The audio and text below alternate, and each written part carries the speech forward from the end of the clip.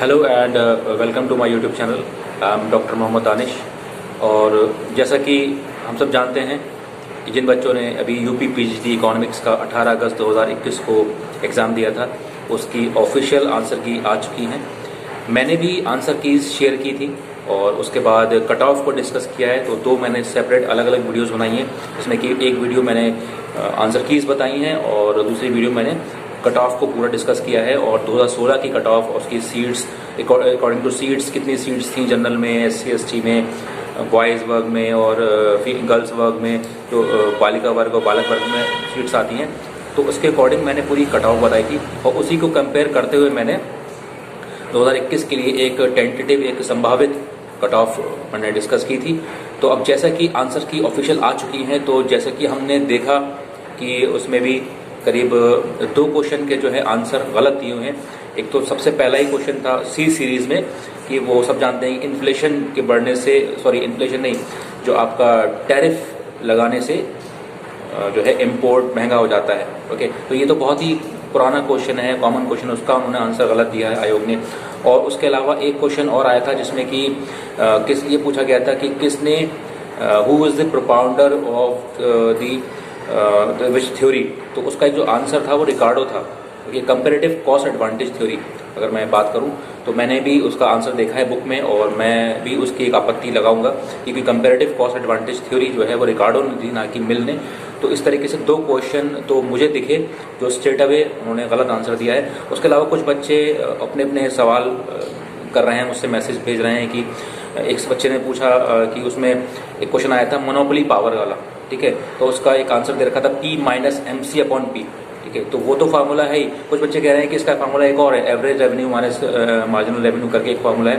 तो कुछ बच्चे कह रहे हैं कि उसका 2 आंसर हो सकते हैं। तो हो सकता है इसमें भी कुछ मार्किंग बढ़ाई जाए, बच्चों को दिया जाए कि जिसने दोनों लगाए हैं उनको मान लिया जाए। लेकिन मेरे हिसाब से उसका आंसर जो था वो P-MC/P ही है, जो मैंने अलग अलग बुक्स में देखा है। तो 2 से 3 क्वेश्चन का अभी उसमें गुंजाइश है ठीक होने की। तो मैं कहता हूँ अगर आप लोग को आपत्ति है तो ज़रूर आपत्ति ज़रूर लगाइए, मैं भी आपत्ति उसमें लगाऊंगा। मैं उसके सोर्स देख रहा हूँ क्या है। तो जो कट ऑफ की बात रही, तो कट ऑफ जो है ऑलमोस्ट मेरे हिसाब से जो मैंने देखा, जो बच्चे मुझे जवाब दे रहे हैं और दे रहे हैं, तो वही रहने वाली है।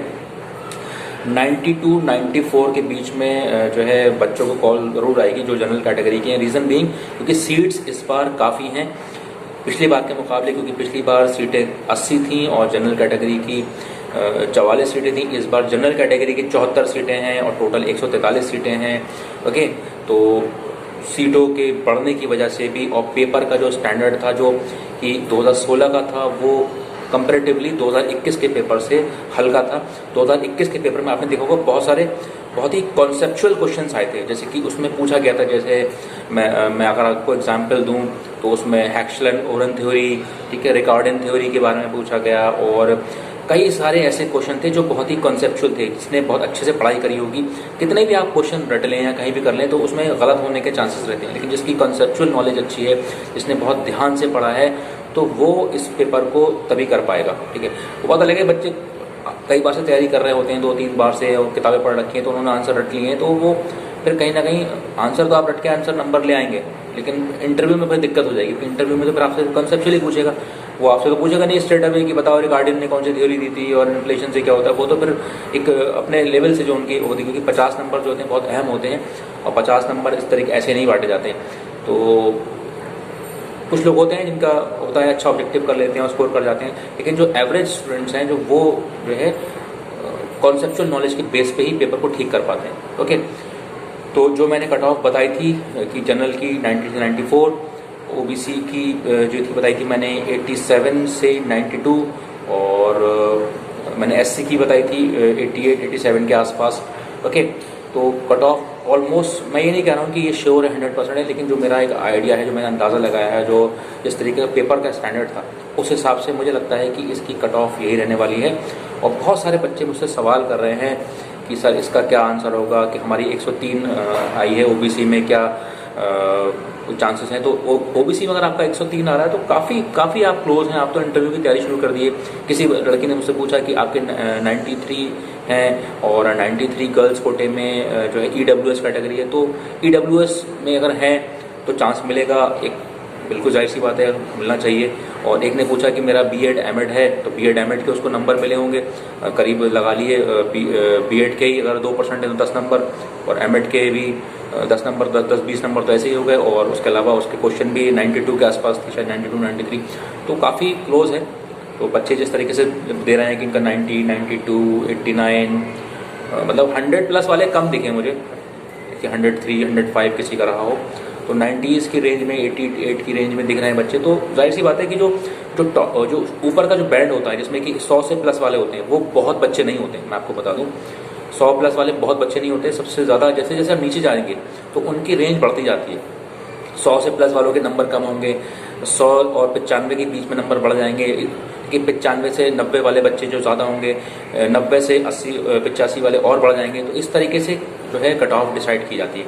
तो कोई ये ना सोचे कि 103 किसी के आ रहे हैं तो क्योंकि बच्चे बता रहे हैं 103 है, 105 है, तो बहुत ज़्यादा बच्चों के इतने मार्क्स नहीं आते हैं कि अगर सबके इतने आने लगे तो फिर तो कट ऑफ 96-95 कैसे जा रही है जो लास्ट ईयर गई थी 2016 वाले एग्ज़ाम में।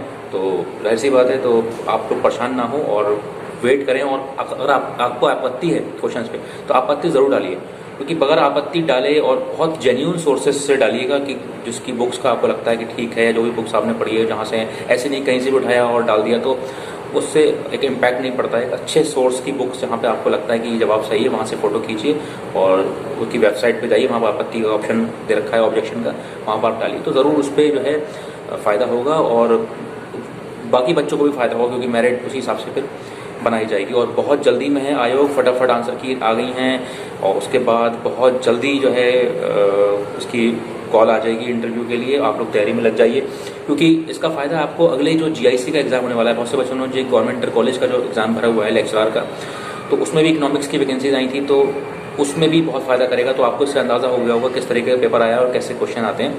तो ये आपको जीआईसी के एग्ज़ाम में भी, तो जीआईसी का जो भी एग्ज़ाम है शायद सितंबर में 19-20 के आसपास कहीं है, तो उसके लिए आपके पास अभी टाइम है, तो उसके लिए आप लग जाइए। इन्होंने भी जीआईसी के लिए अप्लाई किया है, क्योंकि उसमें तो प्री और मेंस आएगा, मेंस में थ्योरी लिखनी होगी। तो आप अभी से ट्राई करिए। और ये रहा आज का सेशन। अगर आपको पसंद आया हो तो ज़रूर उसको लाइक करिएगा, शेयर करिएगा। और मेरे जो अर्लियर दोनों वीडियोज़ हैं जिसमें कि मैंने कट ऑफ की बात की है, एग्जैक्ट कट ऑफ की, और आंसर कीज़ दिखाई हैं, तो जो मैंने आंसर कीज़ दिखाई थी वो ही आंसर आयोग ने दिए। सिर्फ 2 आंसर जो थे जो उन्होंने गलत दिए, बाकी 125 में से 123 आंसर्स वही हैं जो मैंने आंसर्स आपको आंसर की में बताए हैं। तो ये तो रहा आज का video. Thank you very much for watching. Thank you.